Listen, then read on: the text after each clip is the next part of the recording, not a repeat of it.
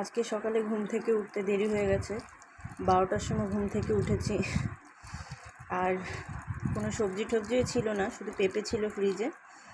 তো আজকে বললাম যে বাজারে যেতে হবে না, এত বেলা হয়ে গেছে।